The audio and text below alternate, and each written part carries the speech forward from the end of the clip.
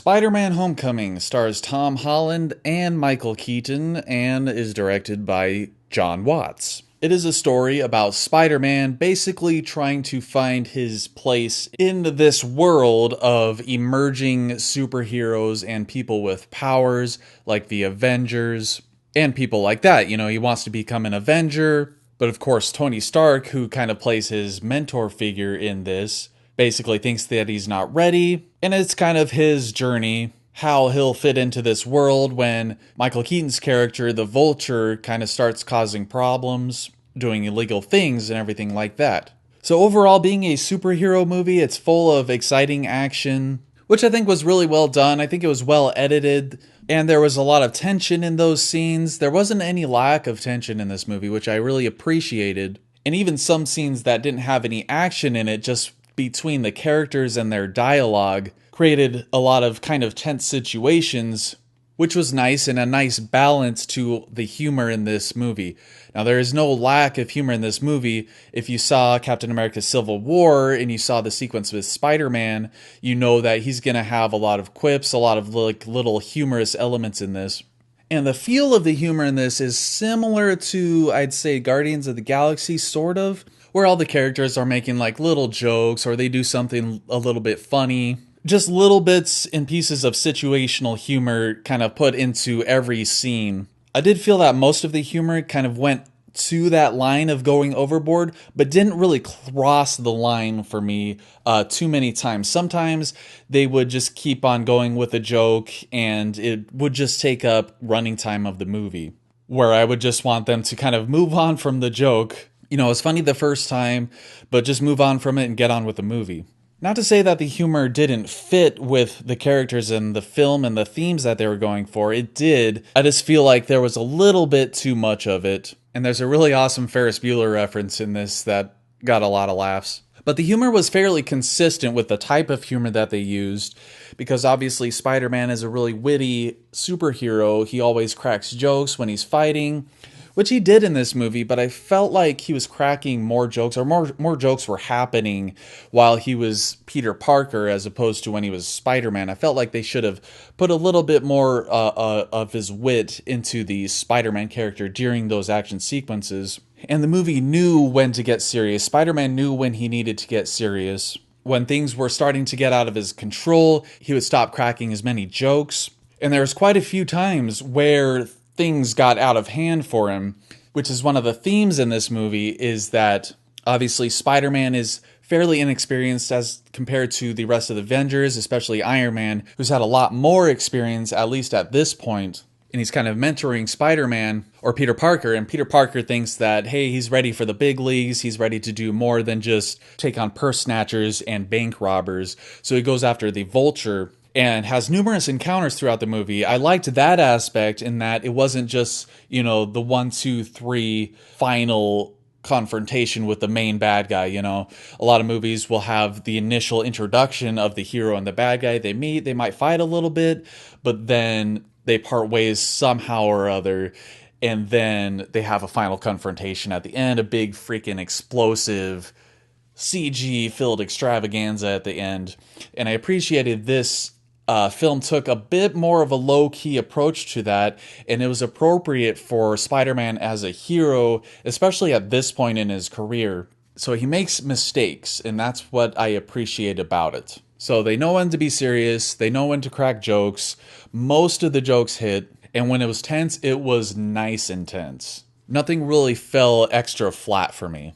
And speaking of fitting with the themes of the characters had arcs in this movie. Even the villain, Micheal Keaton's character, the Vulture, Adrian Toomes, even he had kind of an arc in this. And I think that compared to a lot of other Marvel movies, he's a fairly strong villain. You know where he's coming from. You understand his motivations. However, I did feel that his motivations are a little bit weak, or everything surrounding the villain, the henchman, and Micheal Keaton's character in general, the motivations were somewhat weak, and there were some elements surrounding the villain and things that he was doing and things that his crew was doing that didn't really add up, or they could have fleshed out a little bit better. But his character and his dynamic with Spider-Man and Peter Parker, you know, he had the typical, oh, Spider-Man's such a nuisance, I need to get rid of Spider-Man. Darn you, Spider-Man. He had that, but it was pretty finely crafted to where they had a nice character dynamic between hero and villain. You know, that you have this older, much more experience in the villain and this inexperienced hero who's just kind of getting his wings wet, so to speak. So I definitely think the character arcs in this movie were well done and fit with the tone and themes of the movie. Everything seemed to fit pretty well together. And not to mention that the tone, while I was watching it, I kind of felt like it had like a John Hughes Spider-Man vibe going in there with the high school sequences and the things that they were doing. You know, they're high school kids, so they're doing high school kid things. And even the dialogue lent itself to the characters and the type of characters that they are. Even the side characters don't get much development. You know, they're kind of one-dimensional, of course. You can't take a whole lot of time to develop side characters. There's one character in general I felt like didn't have much chemistry with Peter Parker in general. And I felt like they could have had a little bit more development, a little bit more fleshing out, you know, so that you care a little bit more about this character, who is a fairly important character. And really the only other negative, by the way, all of these negatives that I might have with this movie, they're pretty much nitpicks. They're pretty small things, including the pacing. I think this movie was a little bit long, and I don't think it needed to quite be as long as it was.